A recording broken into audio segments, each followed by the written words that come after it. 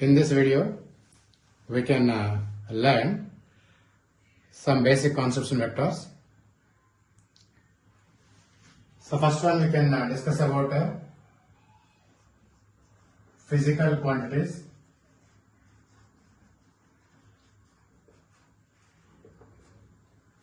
Physical quantities are nothing but the quantities which can be measurable.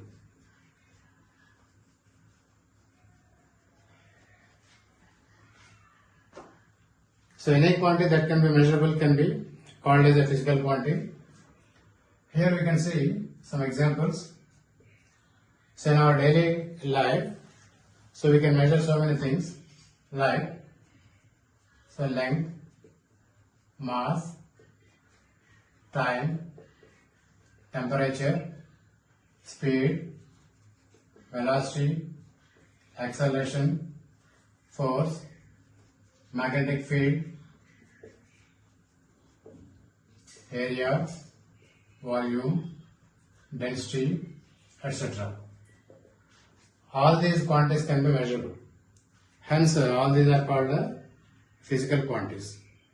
Now, in this topic, we are going to discuss about vectors. For that, all these physical quantities are classified into two categories. The first one is the scalars and the second one is the vectors.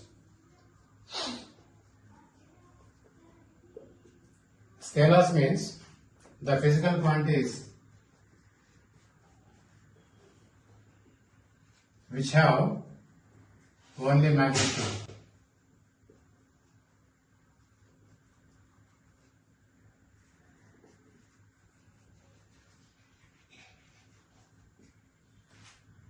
The physical quantities which have only magnitude can be taken as scalars, and some examples of scalars are distance, speed, time, mass, and some work, energy, etc. And we can go for the vectors. The physical quantities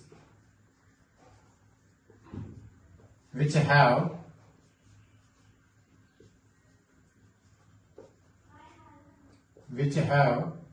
both magnitude and direction and should obey laws of vectorization.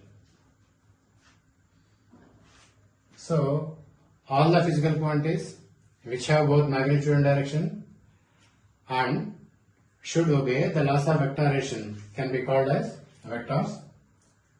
Examples of vectors can be taken as displacement, velocity, acceleration, momentum, force, impulse, torque, magnetic field, electric field, etc. So generally, all the physical quantities which have both magnitude and direction need not be vectors. For example, if we take electric current,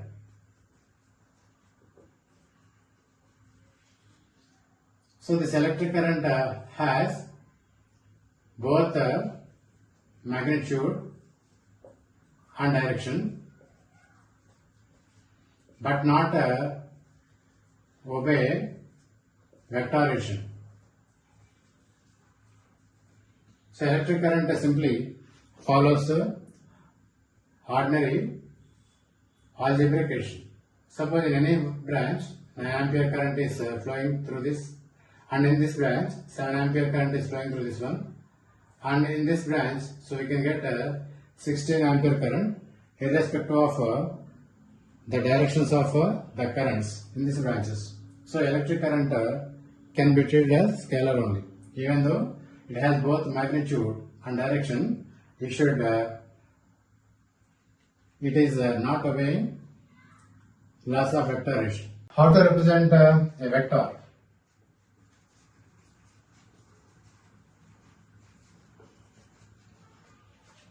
Any vector can be represented by a directed line segment. That means this or simply it is represented by an arrow.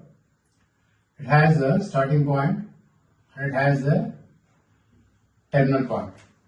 So this is called initial point or starting point, and this is called a terminal point.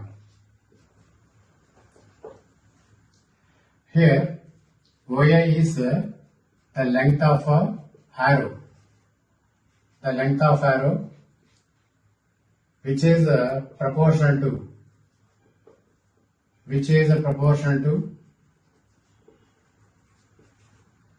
magnitude of the vector,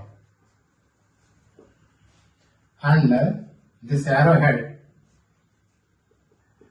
represents direction of the vector.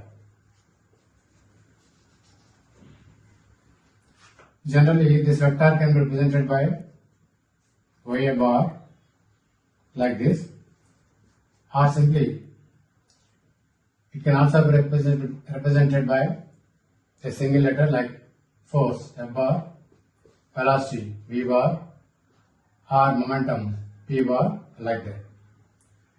The magnitude of any vector can be represented by modulus of vector, so that is given like this, or modulus of F bar is given by F. So modulus of any vector is always a scalar. The types of vectors. So in this case we can see the first one has equal vectors. Two vectors are said to be equal if and only if both the vectors have same magnitude and same direction, and they should belong to same physical quantity also.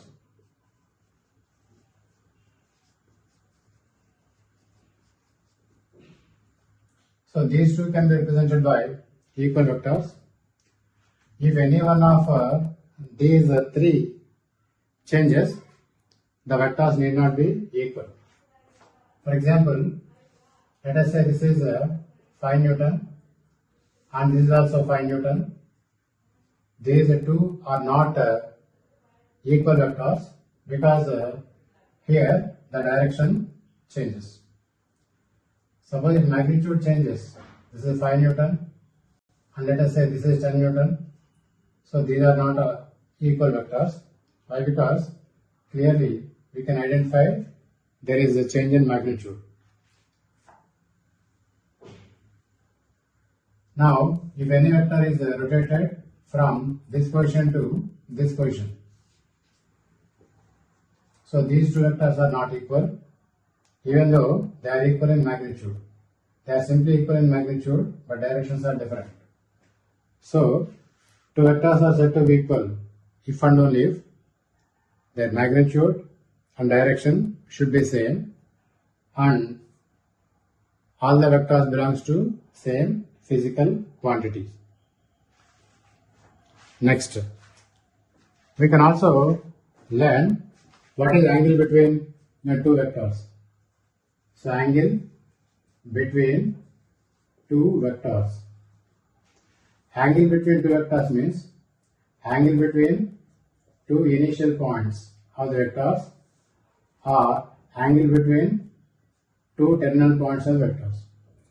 So this can be taken as angle between the two vectors, and here this can be taken as angle between the two vectors, between two initial points of the vectors or between two terminal points of the vectors. But we cannot take the angle between initial point of one vector and terminal point of the another vector. So this is not the angle between the two vectors. So we have to consider the angle between the two vectors means you have to move the vector like this. So this is called angle between the two vectors.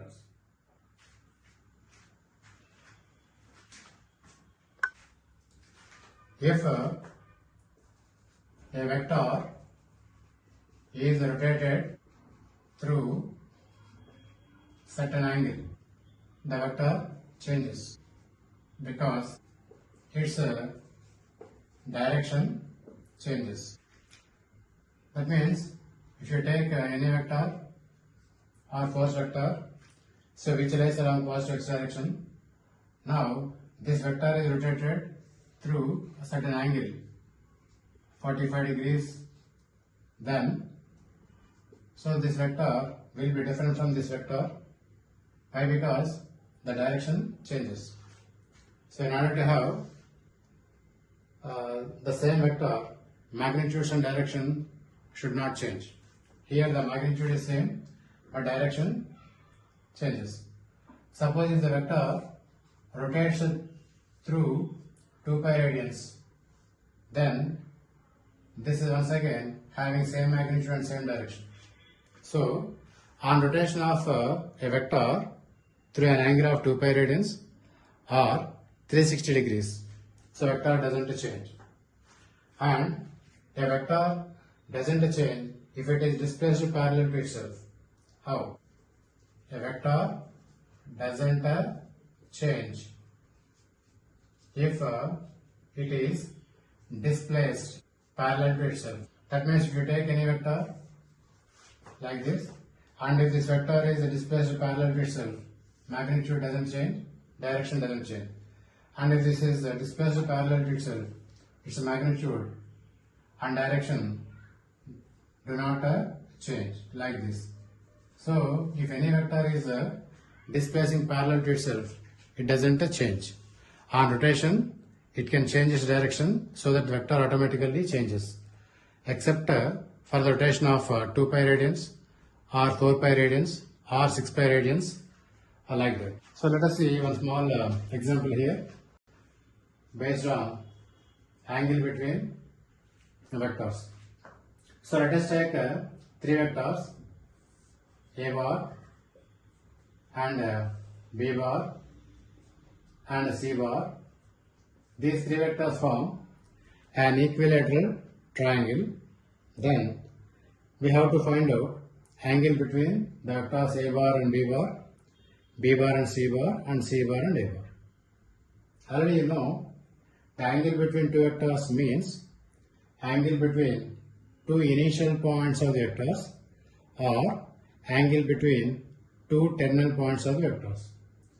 So if you want to calculate angle between A bar and B bar, so here this is angle there, but we should not consider this one. Why? Because this is the terminal point of A bar and this is the initial point of B bar.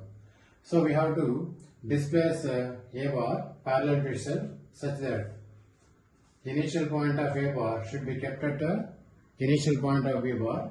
Then this can be taken as angle between A bar and B bar. Since these 3 vectors form an equilateral triangle, so this angle will be equal to 60 degrees. So here the angle between A bar and B bar is 120 degrees. Similarly, we should not take angle between B bar and C bar here. Why? Because this is initial point of C bar and this is final point of B bar. So we have to displace B bar parallel to itself such that initial point of B bar and initial point of C bar coincide. Now this is angle between B bar and C bar. Since here the angle is 60 and you may get 120 here as it is a straight line. And similarly you can also prove that angle between C bar and A bar is 120 degrees.